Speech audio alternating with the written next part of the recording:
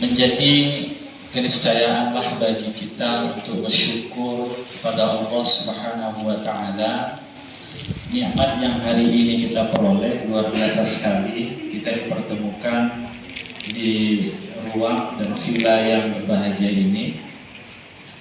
Tidak pernah terbayangkan mungkin saya lah untuk bisa hadir kemari, tapi karena nikmat Allah Subhanahu wa Ta'ala, makanya saya bisa bersama dengan bapak-bapak dan ibu-ibu di sini.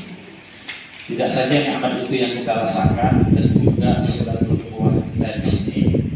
Dan kemudian mungkin ada satu dua hal nanti yang ilmu yang kita peroleh dari bacaan kita kepada sebuah kitab yang saya rasa cukup bagus, yaitu tentang aqidah Rasul Sallallahu Alaihi Wasallam. Aqidah Rasulullah Sallallahu Alaihi Wasallam.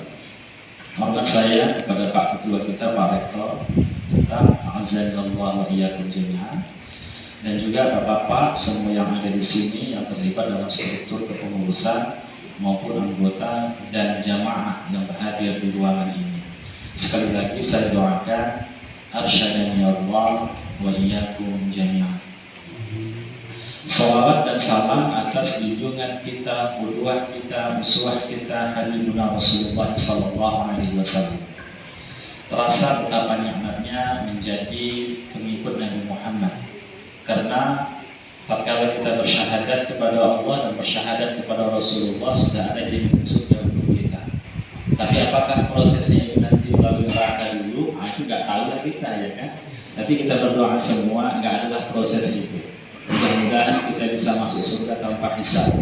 Amin ya Allah ya Rabbal Alamin. Bapak-bapak dan ibu-ibu yang dirahmati Allah, kajian keislaman tidak saja itu menyentuh tentang hal-hal yang bersifat zahir, hal-hal yang bersifat material, hal-hal yang bersifat sesuatu yang bisa kita indra atau kemungkinan kita indra, tetapi juga adalah sesuatu yang berhubungan dengan yang gaib, dengan yang spiritual. Kalau kita berinteraksi dengan hal-hal yang bersifat material, tentunya kita bisa menggunakan logika objektif kita, bisa kita gunakan scientific insight kita, dan seterusnya. Tapi kalau berhubungan dengan perkara-perkara yang spiritual, yang gaib, tentunya bukan itu ranahnya, bukan akal ranahnya, tetapi adalah keimanan kita, qalbiyah kita. Dan kalau informasi tentang sains, misalnya hal-hal yang bersifat materi, itu bisa kita gunakan berbagai pendekatan-pendekatan yang ada yang kita kaji dalam sains. Tetapi dalam masalah-masalah spiritual itu adalah keimanan dan sumbernya adalah wahyu Allah Subhanahu wa Ta'ala. Kalau kita beriman kepada wahyu Allah, tentunya nggak sukar kita menerimanya.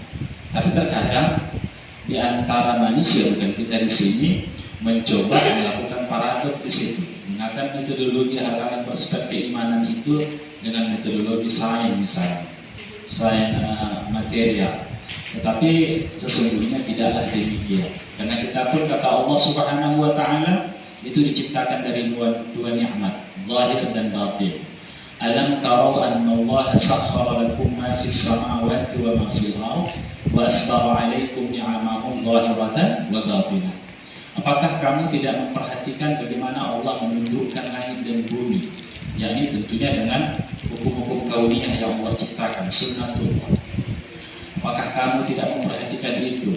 Dan Allah telah mencukupkan nikmat bagi kamu, yaitu zahiratan wa batinah. Ada nikmat zahir, ada nikmat batin. Jadi bapak-bapak dan ibu-ibu yang dirahmati Allah, semua kita sepakat kalau rukun iman itu ada 6. Sebagaimana ketika Jibril datang kepada Nabi kita dan bertanya, "Mal Islam?" Nabi jawab, "Antashhadu an la ilaha illallah wa anna Muhammadar Rasulullah wa iqamas shalah wa ita'iz zakah wa shaum Ramadan wal hajj afwan az-zakah wal hajj fi baitillah in istata'a li sabila." Lalu Jibril mengatakan, "Shadaqta, engkau benar wahai utusan Allah." Lalu kemudian bertanya, iman, apa itu iman? Antu'mina billahi wa malaikatihi wa kutubihi wa rusulihi. Baru berikutnya wal yaumil akhir. Jadi kaji kita hari ini berhubungan dengan yaumil akhir. Ini bukan sebuah prediksi ke depan, Nggak ada prediksi. Biasanya prediksi itu kan kalkulasi dari berbagai inferensi yang kita ambil, apa yang bisa kita tabulasi lah sebagai data kan gitu. Tapi ini enggak, bukan prediksi, wahyu Allah Subhanahu wa taala, sesuatu yang pasti. Kalau prediksi itu bisa benar, bisa salah. Tapi ini berdasarkan wahyu Allah. Kalau kita tadi beriman kepada Al-Qur'an, maka ini adalah sesuatu yang tidak bisa kita abaikan. Artinya menjadi keimanan kita, yaitu beriman kepada hari akhirat. Beriman kepada hari akhirat itu dimulai pintu gerbangnya setelah kematian kita. Pintu itu terbuka sewaktu kita roh-roh. Malaikat hadir di hadapan kita mencabut nyawa kita. Siapapun tidak akan bisa melihat kecuali kita, karena dimensinya bukan lagi dimensi duniawi, sudah antara dunia dan akhirat ini kan. Jadi itulah pintu gerbang kematian itu. Jadi setelah kematian itu kita masuk pada barzakh. Barzakh itu dinding antara dunia dan akhirat. Jadi sudah masuk kita pada ruang besar di dalam proses kehidupan kita. Nanti kita nggak bicara barzakh ini ya, kita bicara mahsyar. Lalu nanti setelah akhir zaman, dunia ini dikiamatkan oleh Allah Subhanahu wa taala, hancurlah semua yang ada di muka bumi ini. Idza zulzilatil ardu zilzalaha wa akhrajatil ardu athqalaha wa qala al insanu ma laha. Al-ayat dan seterusnya. Itu menunjukkan tentang kegoncangan yang dahsyat yang ada di muka bumi ini. Idza waqa'atil waqi'ah laisa liwaqa'atiha kadhibah. Kemudian Allah katakan juga lagi apa itu? Amma yatasaalun 'anil naba'il 'azim alladzi hum fihi mukhtalifun. Jadi semua itu nanti akan terjadi, goncangan yang dahsyat. Kalau kita akan mengkaji dalam ilmu astronomi, kita akan tahu bagaimana sistem alam semesta ini. Dan nanti ketika hari kiamat itu, sistem itu tidak berlangsung lagi. Allah mencabut hukum-hukum kauniyah itu. Sunnatullah itu, gravitasi kah namanya ataupun rotasi kah, nggak ada lagi. Akhirnya terjadilah benturan di antara benda-benda itu, benda-benda langit itu. Dan kita kan ada salah satu di antara. Makanya bumi itu bagaimana dahsyatnya, coba kita bayangkan kalau dia lepas dari porosnya. Itulah yang terjadi di muka bumi ini. Itulah yang dijelaskan oleh Al-Quran, yang dijelaskan oleh hadis Nabi SAW. Bapak-bapak dan ibu-ibu yang dirahmati Allah Subhanahu wa taala, itu tidak terjadi begitu saja. Ada proses-proses yang mendahuluinya. Itulah yang disebut dalam para ulama dalam asyaratus sa'ah, tanda-tanda hari kiamat. Ternyata hari ini tanda-tanda itu sudah kita lalui beberapa fase, dan kita menunggu fase-fase berikutnya. Tapi jangan khawatir, insya Allah besok belum kiamat. Jangan khawatir Bapak dan Ibu-ibu yang dirahmati Allah ya. Kenapa? Karena kiamat itu hari apa? Hari Jumat. Besok hari apa Bu? Hari Senin, masih ada beberapa hari lagi kan begitu. Baik. Yang kedua, kiamat itu nanti terjadi bagaimana? Ketika Dajjal sudah keluar. Udah ada Dajjal kemarin? Belum ada Dajjal ya. Dajjal kecil yang baru keluar. Dajjal besar itu belum ada. Matanya satu itu dia bisa menurunkan hujan dan sebagainya, menghidupkan orang mati, dan syubhat-syubhat yang banyak sekali dilakukannya di muka bumi ini. Jadi orang yang cerdas sekalipun, yang sudah kukuh imannya, jangan pernah menginginkan bertemu dengan Dajjal. Akhirnya apa, logika kita bisa dipatahkan. Dan banyak orang yang merasa pede kan gitu, percaya diri bertemu dengan Dajjal, akhirnya tunduk dengan Dajjal. Nanti Pak kalau ada kedengaran Dajjal datang, jangan dekat, lari aja gitu kan. Karena kita bisa dipatahkan, lain lagi sihirnya, istirahatnya, lain lagi kita dibalikkan logika kita. Coba bayangkan, dia bisa menurunkan hujan ketika terik matahari tak ada awan. Dia bisa menyuburkan tanam-tanaman padahal di waktu yang sangat gersam. Siapa yang percaya kepadanya maka akan subur daerah itu, maka akan makmur. Siapa yang tak percaya kepada Dajjal justru makin kering tempat itu dan sengsara. Coba bayangkan, kita dihadapkan pada sebuah pilihan. Kalau bahasa di Medan ini, dimakan mati oma, tak dimakan mati ayah, begitu kan? Jadi seperti itu pilihan-pilihan yang diberikan kepada kita. Jadi kalau begitu insya Allah dalam waktu yang dekat ini belum kiamat nanti. Demikian juga ada asyaratus sa'ah yang lain. Apa itu? Nanti keluarnya Ya'juj dan Ma'juj. Belum ada lagi, bukan? Belum ada. Sebuah bangsa yang memerangi kita. Wajahnya agak tebal, besar, matanya sipit. Ini bukan orang Chinese. Jangan dianggap seperti itu, tidak ya. Tapi memang mereka nanti keluar dari suatu ruang. Ini juga menjadi keimanan bagi kita. Saya rasa ya, untuk mengukuhkan ini perlu juga lah penelitian bagi kita. Bagaimana ruang yang ada di dalam bumi ini. Itu dipenuhi oleh Ya'juj dan Ma'juj. Jumlahnya jauh lebih banyak dari jumlah manusia. Kalau kita sekarang kan mendekati angka 8 miliar orang, kan? Mereka mungkin lebih dari itu. Dan mereka orangnya adalah orang-orang yang sangat bengis. Di mana orang yang dijumpai selain bangsanya itu akan dibunuh. Jadi belum datang itu kan, pasti belum kiamat lagi. Ada itu lagi. Belum lagi turun sampai Nabi Isa kan? Nabi Isa belum turun. Ya belum turun lagi. Artinya masih jauh kiamat itu. Oleh sebab itu, maka kita masih punya kesempatan mengembangkan keilmuan kita, mengembangkan peradaban kita.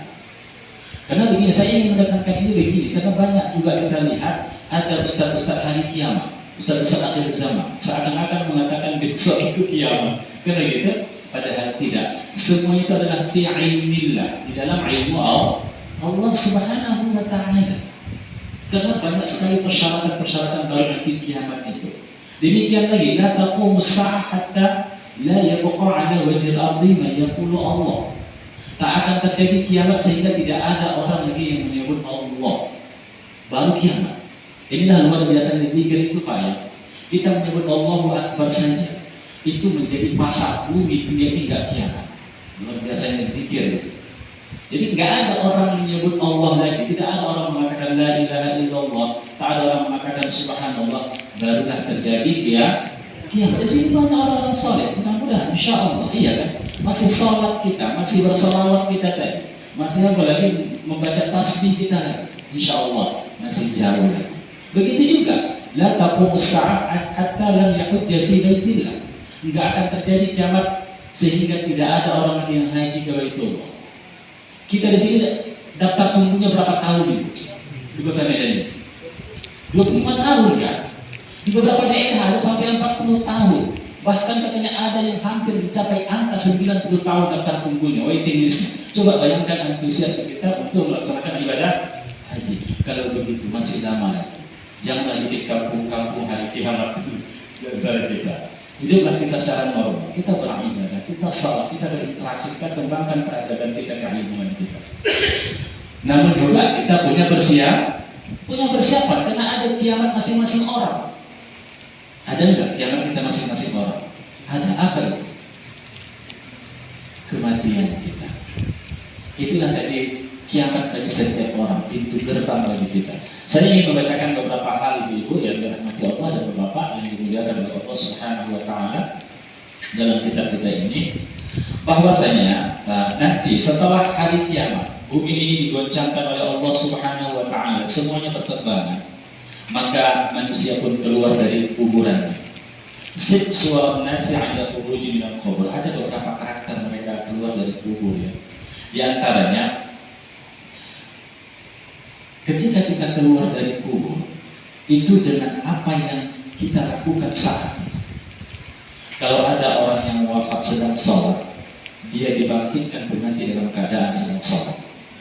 Kalau ada orang yang wafat dalam keadaan tawaf, pakaian ihram, dia dibangkitkan dengan pakaian ihram. Tapi sebaliknya, kalau ada orang yang mati dalam keadaan mabuk, dibangkitkan juga dia dalam keadaan mabuk. Fi hal kauni, sesuai dengan keadaannya.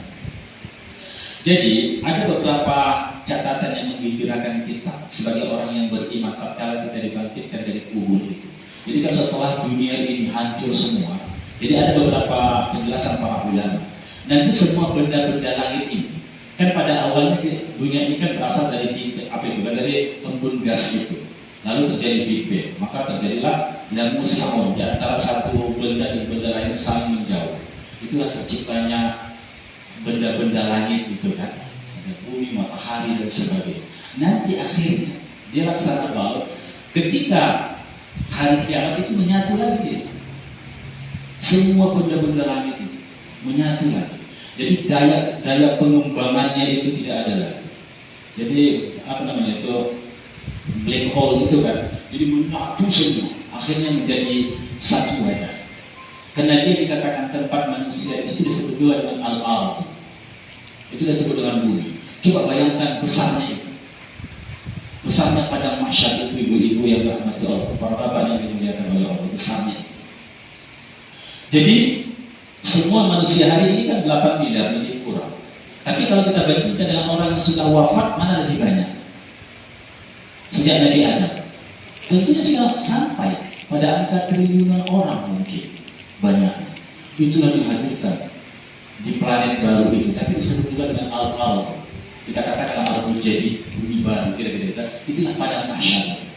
Dan kita semua dimunculkan, ditumbuhkan situ seperti laksana cendawan. Itulah tadi, seperti apa kita ditumbuhkan, itu apa yang terakhir kita lakukan. Ditumbuhkan seperti itu. Jadi ketika itu setiap orang nanti berbeda-beda kondisi yang tidak sama di pada masyarakat. Jadi kita lihat ya, ini kabar mengembirakan dari kita. Bagi orang yang sifatul muhafadzah ala salatil fajr wa salatil isya fil akhirah, wa yushratu ya man tahafadha ala salatil fajr wa salatil isya fi buyutillah bi nur. Jadi dunia ini gelap. Gelap sekali dunia ini. Karena matahari tidak ada. Sebelum Allah ciptakan matahari yang baru untuk menyinari. Gelap sekali. Coba bayangkan bagaimana gelapnya. Ya, tidak ada cahaya apapun. Lalu bagi orang yang, ini kata Nabi kita Muhammad SAW dalam Sahih Ibnu Khuzaimah, Ibnu Majah dan Ibnu Khuzaimah mengatakan, bagi orang yang salat fajar, salat subuh, ini katakan, orang yang menjaga salat fajarnya, kemudian wasalatil isya fi buyutillah, dan salat isya di rumah-rumah Allah, artinya di masjid-masjid. Mereka keluar dari rumahnya salat subuh ke masjid dan salat isya ke masjid. Kemudian kata Nabi, "Basyir masyiina fi zulmi ila al-masjid bi nurit tani." Maka pada hari kiamat dia akan memiliki cahaya. Bi nurit tani yaumal qiyamah, dengan cahaya yang sempurna. Kenapa? Pada malam yang gelap dia telah berusaha untuk keluar menemui rumah-rumah Allah, maka Allah balasi. Nanti dimunculkan dia kepada mahsyar itu semuanya gelap, tapi dia memiliki cahaya. No, itulah yang menerangi dia. Kita kan nggak tahu kemana arah kita. Sedangkan kemarin saja tadi bisa sesat 2 kali, gitu kan? Nah, bisa sesat 2 kali, samping kiri dan samping kanan. Apalagi di padang mahsyar. Kemana mau kita tuju? Jalan menuju surga itu nggak tahu kita. Ya ibu ya, ini bapak ya. Jadi seperti itu. Lagi-lagi tolong yang ini dimensi keimanan, karena ini masalah wahyu bagi kita ya. Jadi seperti itu. Makanya ini fadilahnya luar biasa. Makanya ada hadis mengatakan bahwa salat sunat fajar itu, belum lagi salat fajarnya, belum lagi salat subuhnya, salat sunnahnya saja itu lebih baik daripada dunia dan seisinya, khairun minad dunya wa ma fiha, lebih bagus daripada dunia dan seisinya.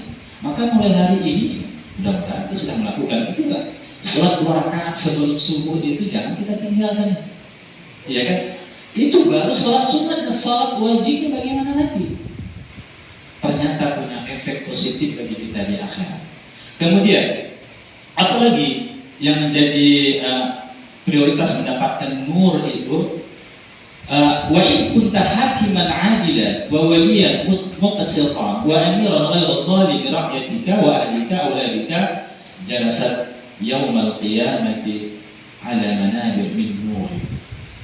Ini bagi para hakim yang mengambil keputusan-keputusan hukum.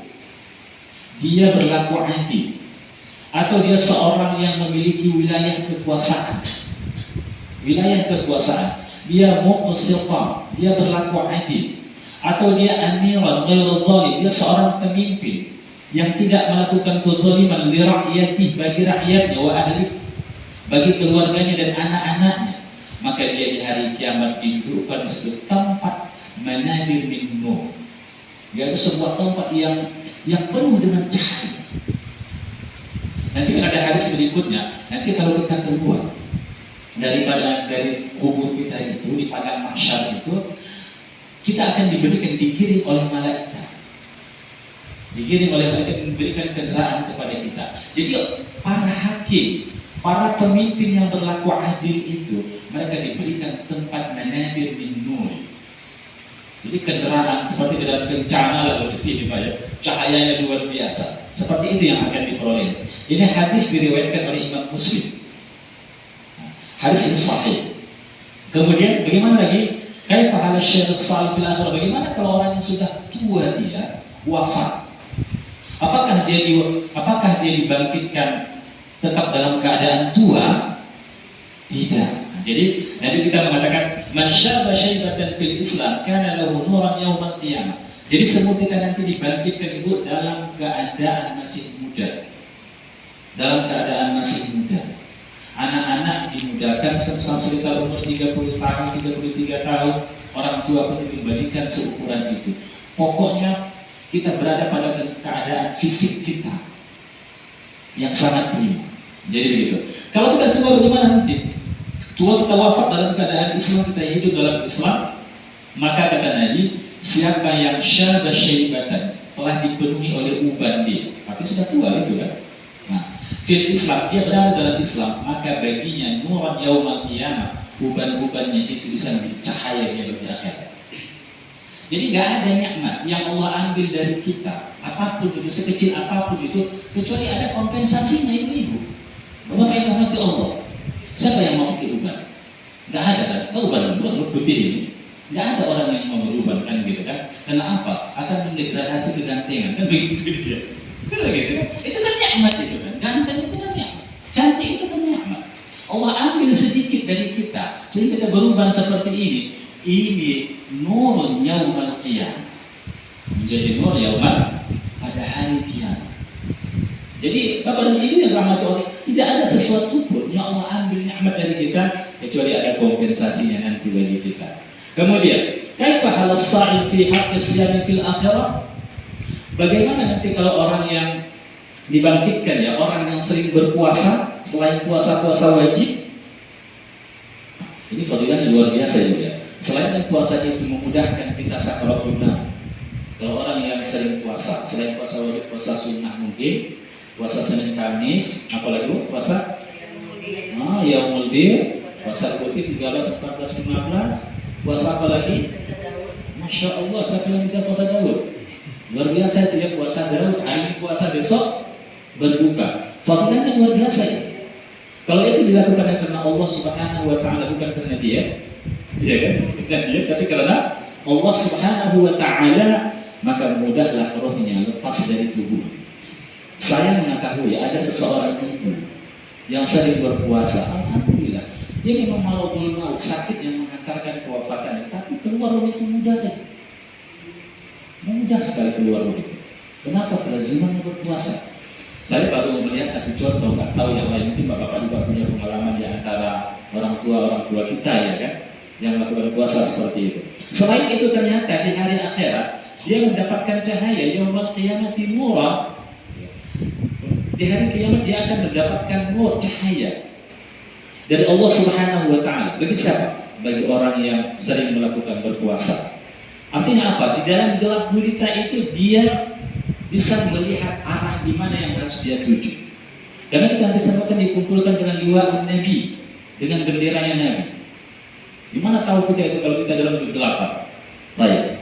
Kemudian kaifa halu hamil Al-Quran amil bihi walihu fil akhirah? Bagaimana lagi orang yang berinteraksi dengan Al-Quran? Berinteraksi itu artinya orang mempelajari Al-Quran, belajar membaca Al-Quran, kemudian orang yang membaca Al-Quran, ya kan? Apalagi orang yang menafsirkan Al-Quran, memahami Al-Quran, apalagi orang yang mentadabburi Al-Quran dan mengamalkan Al-Quran. Itu bagaimana mereka di hari kiamat? Jadi kata Nabi kita ini hadis yang diriwayatkan Al-Munzir ya. Jadi dikatakan bahwasanya ta'allamu surat al-Baqarah fa inna akhadhaha barakatan wa taraka hasratan wa la tastati'al butlah. As-sifrah ya. Jadi pelajari kamu surah Al-Baqarah. Pelajari kamu surah Al-Baqarah, kemudian juga dalam hadis yang lain pelajari kamu surah Al-Baqarah dan surah Ali Imran. Kenapa? Karena di situ ada barokah, tarakah hasrah. Jadi kamu dicabut Allah kegalauan nanti di hari kiamat. Ketika kita dibangkitkan oleh Allah Subhanahu wa taala. Begitu juga ada beberapa hal yang lain termasuk haji, umrah, orang yang mati syahid, ya kan? Kemudian orang yang melakukan amal-amal sosial ibu, termasuk ya di antara amal-amal yang memudahkan kita di padang mahsyar itu banyaknya kesolihan sosial kita. Apa itu? Tidak saja kesolihan kita kepada Allah dengan sholat, puasa dan zakat, tapi juga membantu manusia, hamba-hamba Allah, membantu kaum muslimin. Itu luar biasa efeknya di padang mahsyar tatkala kita dibangkitkan oleh Allah Subhanahu wa taala. Jadi memang begitulah pernak-pernik kehidupan kita. Jadi cara orang masuk surga itu nanti akan mendapatkan kemudahan di padang mahsyar itu berbeda-beda. Ada orang dengan banyak sholatnya, ya kan Pak? Ada orang dengan banyak puasanya, ada orang dengan interaksinya kepada Al-Quran, tapi ada orang juga dengan kesalahan sosialnya. Ada yang dibangkitkan, sholatnya biasa-biasa saja, puasanya biasa-biasa saja, tetapi apa? Peduli kepada sosialitas. Maka di sini juga dia mendapatkan fadilah. Jadi kita bisa pilih yang mana? Mau pilih sholatnya banyak, mau pilih puasanya banyak, atau semuanya? Kalau bisa idealnya semuanya, kan begitu kan? Nah jadi, baik. Kemudian lagi, bagaimana pula orang yang melakukan kemaksiatan dibangkitkan di hari akhirat? Ini juga. Kaifa halal amir fil akhirah? Subhalal mu'rid an syar'i. Coba jelaskan ya. Di sini dia kita tadi jawab. Coba jelaskan bagaimana keberadaan orang yang menentang aturan dari syariat Allah di akhirat ketika mereka dibangkitkan. Itu cukup kita membaca itu pada surah Thaha ayat 124 sampai 127. Allah katakan apa? Wa man a'rada 'an dzikri fa inna lahu ma'isyatan dhanka wa yahsyuruhu yaumal qiyamati a'ma. Orang yang berpaling dari mengingatku, kata Allah, 'an dzikri, orang yang berpaling dari mengingatku, kata Allah, fa inna lahu ma'isyatan dhanka, maka dia akan mendapatkan kehidupan yang sempit. Ibnu Abbas menafsirkannya yaitu di dalam alam kuburnya, alam barzakh. Wa nahsyuruhu yaumal qiyamati a'ma, dan kami bangkitkan dia nanti di hari kiamat dalam keadaan buta. Dan dia berkata, qala rabbi, wahai Tuhanku, lima hasyartani a'ma, kenapa engkau bangkitkan aku dalam keadaan buta? Wa qad kuntu basira, padahal dulu aku itu orang yang melihat. Iya. Atas ayatuna, kami berikan, kami datangkan kepadamu ayat-ayat kami, fanasitaha, engkau mengabaikannya, engkau membelakanginya, engkau meninggalkannya. Wa kadzalika al-yauma tunsa, maka hari ini pun kami melupakan engkau. Nah, jadi begitu. Jadi Bapak dan Ibu yang dirahmati Allah, di antaranya siapa? Halul amir fil akhirah, seorang yang memiliki amanah kepemimpinan. Apalagi semakin besar kepemimpinan itu, semakin besar tanggung jawab. Ya kan? Kalau dia tidak berlaku adil, bu'ithu maghlulan bil salasil ila unuqik wa tuhitu wa tawfat ala sab'in ardi. Jadi dia dibangkitkan dalam keadaan terbelenggu dari kubur. Nah, jadi mungkin misalnya kita tidak bisa kita bayangkan hari ini, tapi kita bisa lihat bagaimana orang yang terbelenggu dengan besi besar itu dikeluarkan dari kuburnya, sementara dia harus berjalan menuju satu tempat untuk mencari liwa'un Nabi, bendera Nabi kita Muhammad Sallallahu Alaihi Wasallam. Coba bayangkan bagaimana payahnya. Begitulah para pemimpin yang tidak berlaku adil. Kemudian bagaimana? Kaifa hala akil riba fil akhirah? Bagaimana orang yang memakan riba di akhirat? Jadi Allah katakan alladzina ya'kuluna riba la yaqumuna illa kama yata'abbadu syaitanu minal massi. Jadi dia seperti orang yang kesurupan. Tidak saja di dunia ini, tapi di akhirat dibangkitkan seperti itu. Demikian juga apa itu? Bagaimana orang yang mudayyi'u shalatul fajr fil akhirah, orang yang mengabaikan salat fajar di akhirat. Jadi wa malakun qa'imun 'ala ra'si bi sakratin yuhtamu ra'sahu. Kemudian didatangkan malaikat ketika dia mau muncul dari kubur itu, Ibu, mau muncul dia, lalu ada godam, atau godam palu yang besar itu dihantamkan ke kepala bang. Itu sekarang ada main anak-anak itu yang di tempat apa itu kan, permainan itu kan, maka dia pak, makin pukulnya seperti itu.